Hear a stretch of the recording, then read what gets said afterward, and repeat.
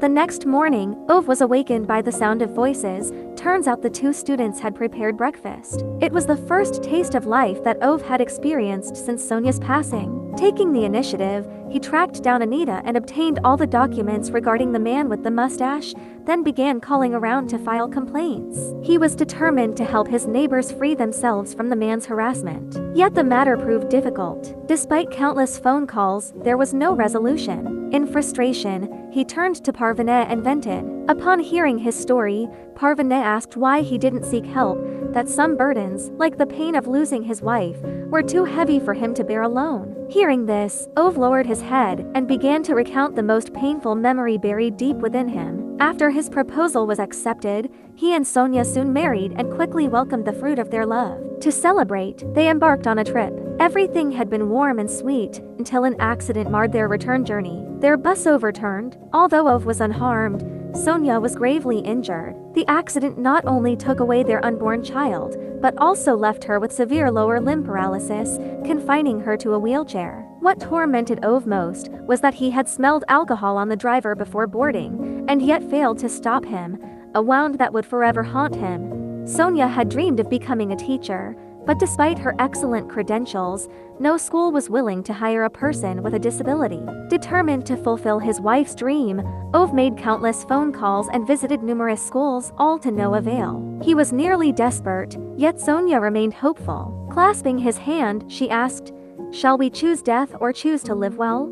One stormy night, Ove braved the downpour and spent an entire night constructing an accessible ramp for a school. Deeply moved, the principal agreed to hire Sonia. As Ove later recalled, Sonia became an excellent and dedicated teacher, transforming countless troubled students into promising young individuals. A few days later, the mustachioed man returned with a group, this time many people, brandishing documents and declaring his intention to take Rune away. But just as he finished speaking, a female reporter emerged from the house, strode up to the man, and began an impassioned expose on his company's inner workings, including financial reports and evidence of tax evasion. As she spoke, more people poured out from the house, neighbors that Ove had gathered. With undeniable evidence now in the hands of a reporter, the man had no choice but to leave in defeat. Afterward, Ove and Rune talked for a long time about the past and the present. Eventually, they exchanged smiles, as if their friendship had never been lost. Several months later, Parvenet gave birth to a child. Ove,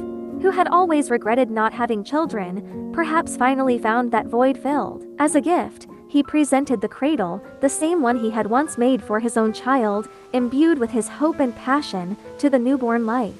The scene shifts to a winter morning. Parvenet, rising early, noticed that the snow in front of Ove's door had not been cleared as usual. Sensing something was amiss, she hurried with Patrick to Ove's house, only to find him lying quietly in bed. Yes, he had finally departed from this world, though not by suicide. At Ove's funeral, the church was filled with those bidding him farewell. Once a solitary old man whose life lacked color, he now left behind a perfect testament for his departed wife, accompanied by the blessings of many.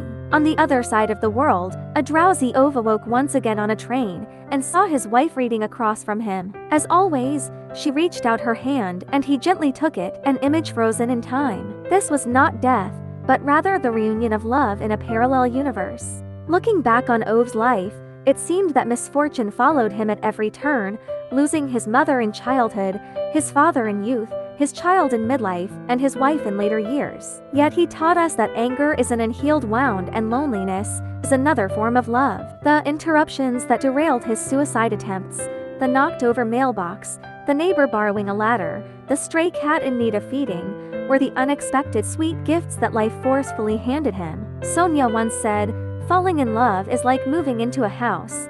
You gradually become accustomed to every crack."